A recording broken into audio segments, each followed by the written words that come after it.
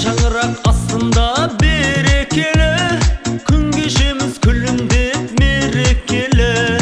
Баласындай бір үйдің бақыттымыз, жарық болсын әрқашан ел ертеңі. Қазақ тілім ай, ғажап күнің ай, жаса мәңгілік азаттығым ай.